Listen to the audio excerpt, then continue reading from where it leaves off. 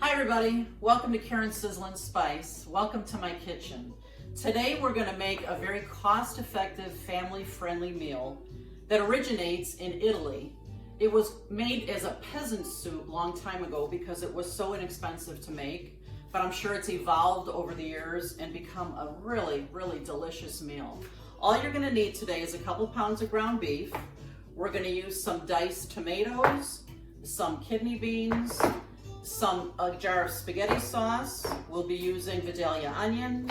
We'll be using some garlic, some carrots, some celery, some pasta, beef broth, basil leaves, parsley, oregano, salt and pepper. So let me show you how we get this one started. This dish is called Pasta Fagioli. That's the way I say it anyway. Do you see the spelling? How do you say it? I think some people say Pasta Fagioli, Pasta Fagioli. All I know is it's good. Let's get this going.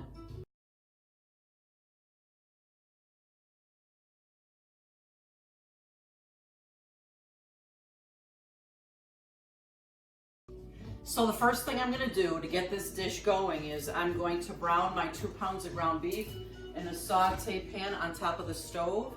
And while that is cooking, I'm going to get all my veggies ready to go for the pot. This is the great thing about Pasta Fagioli. The only thing you pre-cook is the ground beef, and then everything else just gets thrown right into the pot to cook all day long and have all those flavors marry. You know, a trick that I have for you guys with kids, sometimes if they don't like certain vegetables or that, and I won't say that, you know, Eddie doesn't like a lot of vegetables, but he doesn't. So what I do is sometimes I cut the veggies so small that he really can't even see them in the dish, and they add such incredible flavor and he doesn't even know it. So the first thing I'm going to do to get this Pasta Fagioli going is I'm going to brown my ground beef in a saute pan, and while that browns, I'm going to get all my veggies ready to go for the pot. Okay, I've got my heavy saute pan ready on the stove. It's been heating for a couple of minutes. Remember, the heavier your pan, the longer it takes to come to heat. I like to use a squirt bottle, and if I put a couple of drops of water in the pan and it sizzles up right away, I know it's ready to go. I'm gonna just put my 2 pounds of ground beef into the pan. Listen to that sizzle. I'm just gonna break this up.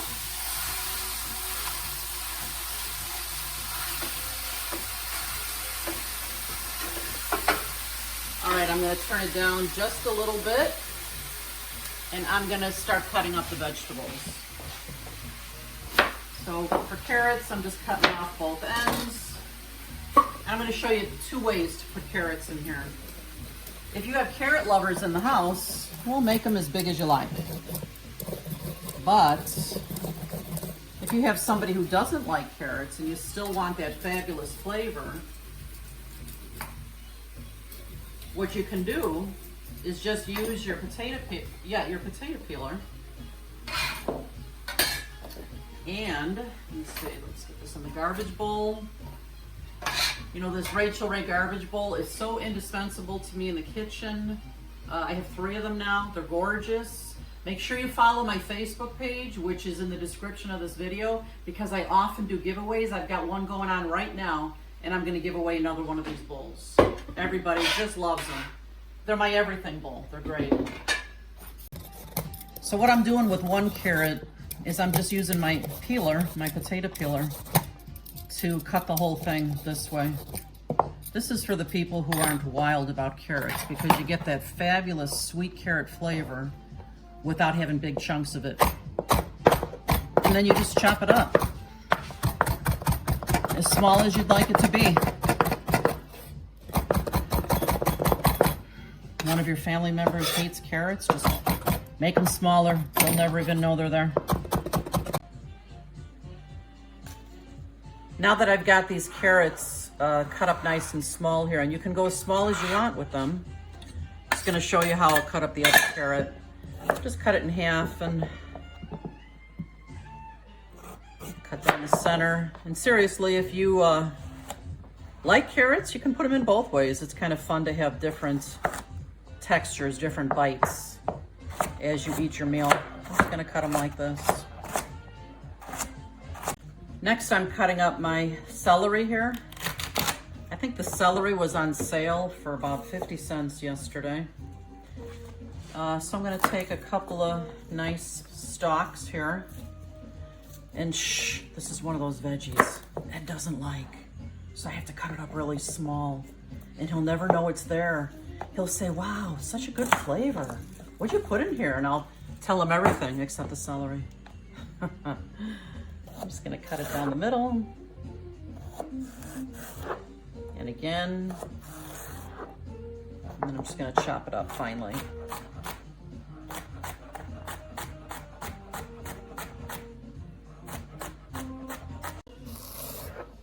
I'm just continuing to cut through the celery. And you know what? The celery and carrots and onions, it's not like written in stone how much you need to use of each. If you like more carrots than celery, add more. If you like more celery than carrots, add more of that. I'm gonna cut my Vidalia onion now, and there's a lot of different ways to cut onions. This is the way I like to do it. I just cut off both ends. I cut it in half using my garbage bowl, and I'm just gonna take off the outer layer of the onion. And then I'm gonna chop into this onion. Whoops. I hardly ever cut myself. Okay, the onions I'm gonna chop a little bit rougher. I don't have to make them quite as small. I'll tell you, this Rachel Ray knife, it's like my right hand in the kitchen. I'll put the link for this in my video's description. This thing is indispensable to me in the kitchen. I use it just about every single day. You know, if you're doing a lot of cooking in your kitchen, I'd really strongly suggest you get a good board like this, a nice big board, because as you cut every ingredient for your recipes, you can move it over with a scraper on your board. By the way, I don't know how in the world I survived before I had this scraper. This is another tool that I use every single day. It's absolutely indispensable in the kitchen. So I'm moving over my onions next to the carrots and celery, and I'm gonna go on to my next ingredient, which is garlic. I'm gonna take about 4 or 5 garlic cloves. And again, if you love garlic and you want more, put more in. If you don't like garlic that much or have a sensitivity to it, use less. It's all up to you. So I have about 5 cloves here. I'm gonna get these through the garlic press, and then we'll move on to the next step. Okay, I'm gonna get my canned goods ready to go. You see I have diced tomatoes here. That's what I had in my pantry. I will probably use my immersion blender on these a little bit because I don't wanna have too many big chunks in this pasta fagioli. I love this battery operated can opener. It's indispensable to me in the kitchen. I have tried so many regular can openers that would make my hands hurt and they wouldn't work every time. This one is beautiful, works every time without a hitch.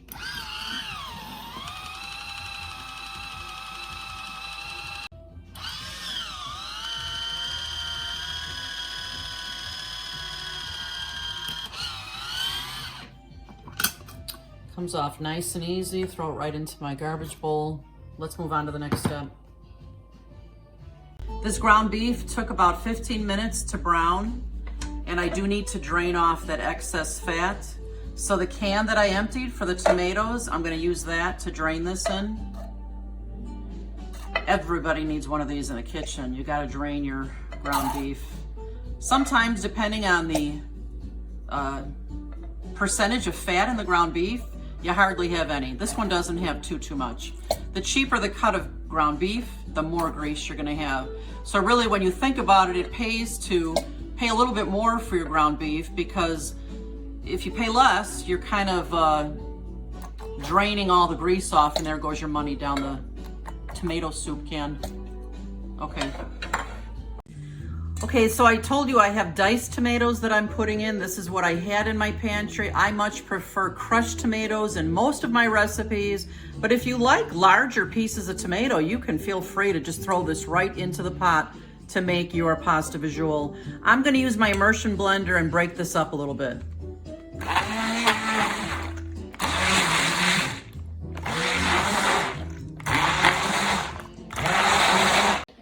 here's the fun part. We're gonna dump everything now into the crock pot. And you know what? There are a lot of ingredients, but the nice thing about it is there's really not that much prep. It's just gathering all your ingredients, throwing them all into a crock pot, and let this cook all day long. The longer this cooks, the better it tastes. We don't put that pasta in until the last 30 minutes because you don't want to overcook the pasta. So we're going to start with the ground beef. I'll dump the whole thing into my crock pot here. Alrighty. Next, I'm going to put in those crushed tomatoes. They were diced and I used my immersion blender on them. I'm using 1 whole jar of my favorite spaghetti sauce. For me, it's Francesca Rinaldi. Dump that in here. I think we're gonna have to have company. This is gonna make a huge pot. I've got 1 can of kidney beans. Now you can use white beans in here. You can use more than 1 can if you like. I like to use 1 can of the red beans. Now I'm gonna put all my veggies in. Remember all those veggies. Come on closer, Ed. Look at these beautiful veggies ready to go in the pot. Look at this gorgeousness in the pot. And now I'm going to add my carrots and my diced onion. Ooh, this smells so good. Let me get my celery. Scraper is terrific. Oops, I got my garlic in there. I need to press that with my garlic press. Just get the rest of these veggies in here.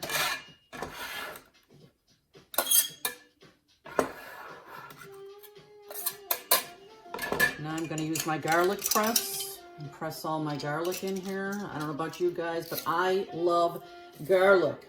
But the thing is, I don't care for recipes that have big chunks of garlic or a whole garlic clove. I always like my garlic minced with just about any recipe. I can't even think of one right now where I don't mince it. So I'm putting in about 5 cloves of garlic. Again, if you adore garlic and you want more, put in more. Or put in less if you don't care for it as much as I do. All right, now we're gonna use a whole box of beef broth. This one is 32 ounces. I'm gonna pour in the whole box. Remember, after this cooks for several hours, we're gonna be adding pasta to this. So you might even need to add more broth at that time, of course, because you're gonna put in raw pasta and it might very well absorb a lot of the broth. Now I'm gonna use about a half a teaspoon of parsley.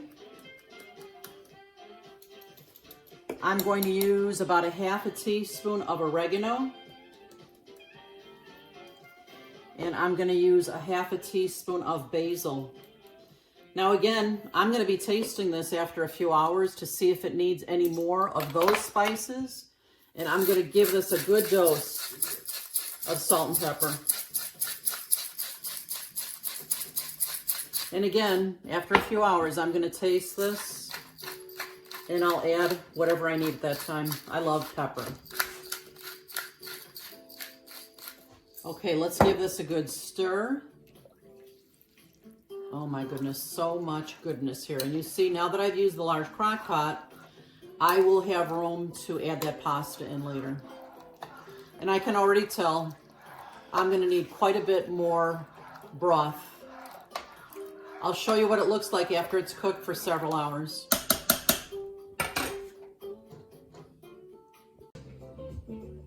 Just look at this beautifulness, won't you? Ooh-wee, that's gorgeous. It's about half an hour before dinner time. It's time to add the pasta. I did test this once before. I tasted it. You know what? It needed more salt, more pepper, and another half a teaspoon of basil, parsley, and oregano. And now it tastes just perfect. So all I need to add is the pasta. I'm adding about 8 ounces of pasta. Let me make sure that's right. Yeah, the box is 16 ounces. I'm gonna add 8 ounces. I'm gonna just stir that in about half an hour. this fabulousness will be ready to eat. We're gonna load it up with Parmesan cheese and have some crusty French bread next to it. Sounds fabulous. I'll show you what it looks like soon. Well, it's our favorite time of the video, Eddie. We get to taste. And you know you're always such a good camera person for me. I decided to let you try the pasta visual first today. And I'll be the camera person. All right. Look at this huge pot of fabulousness. It smells like in heaven in here, doesn't it? Yes, it does. Let me give you bring your spoon. Bring your bowl closer. Ooh, that looks fabulous. Now you guys, if you like it more liquidy, feel free to add more beef broth, but this looks fantastic. Go ahead, Eddie. All right, I'm gonna add a little Parmesan. Now load that baby up. And look at the crusty French bread we cut up for you. Perfect Can't accompaniment. have this without this. Yeah, I absolutely. need this. Absolutely. All right. So you gotta let us know what you think. Oh, I've been waiting all day for this. Inquiring minds want to know. Don't burn yourself.